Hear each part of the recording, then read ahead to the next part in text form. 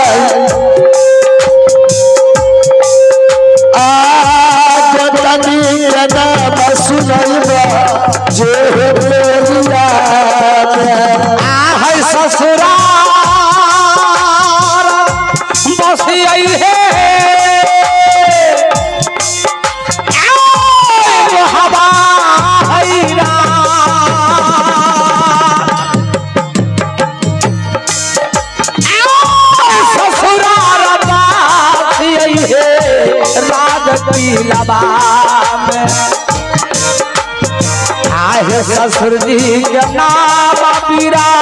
आइजा सरसी कहा ससुर जी के नाम रानी देवला गैया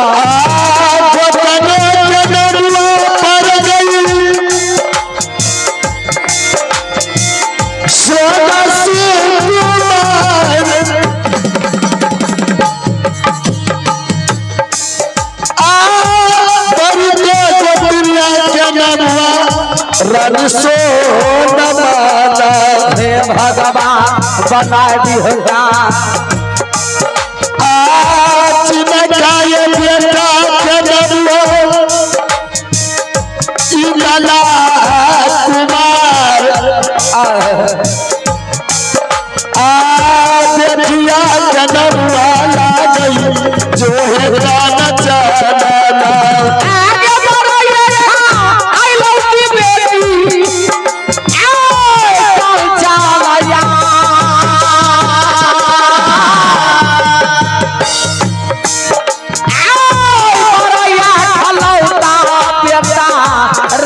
किलवा बेटवा के नाम इंदा सिंह हो कहा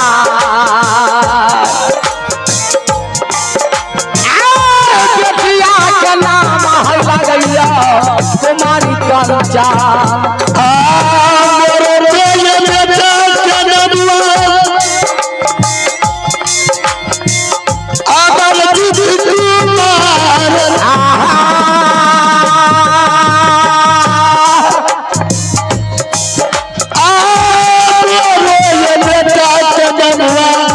लागया मर्जी वाला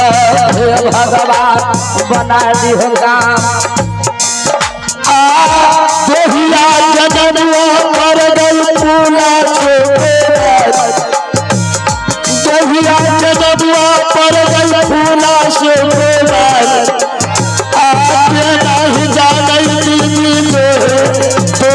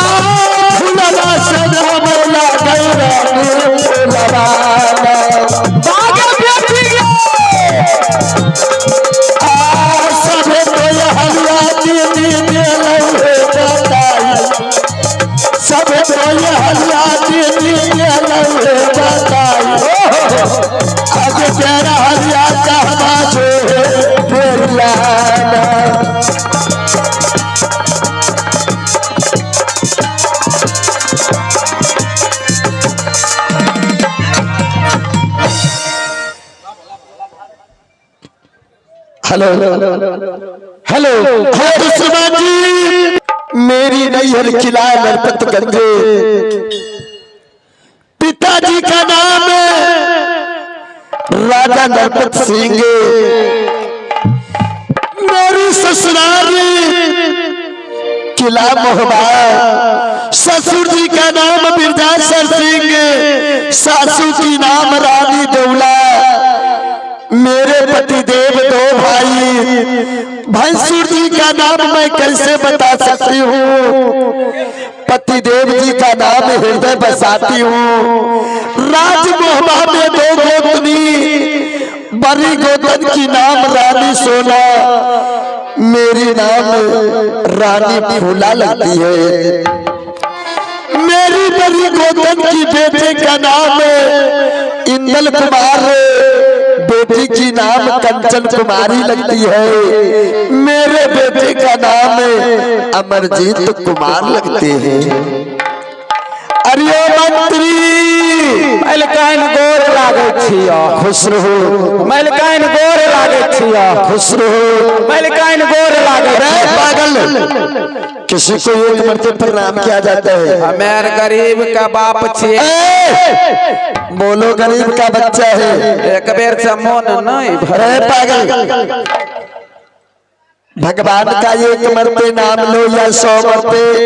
अगर दिल से नाम लोगे तो एक भी मरते काफी है हमें भोला बाबा के बिया रहे तो 3-4 बेर एक बेर दस्त रहलिए क्या चीज देते रहा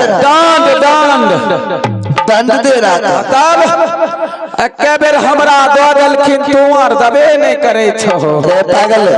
आशीर्वाद ऐसे बोलो भोला बाबा आशीर्वाद दिए इसलिए तेरा मुंह ऐसा हो गया है बात का मुठियाल करो मारोगी मुंह घुमाओ दोगी गलिया गौर करल करो बताओ राजमोहबा की हाल समाचार कैसी है बहुत अच्छा इस वक्त बड़े भैया कहाँ है बड़े भैया राज तिहरी पर बड़ी दीदी अपने राजमहल में मेरे पति देव जी वो तो जानते छो बाप रे बाप लिया के ऊपर के लिया तोर के ऊपर महाराज जंगल शिकार खेले गल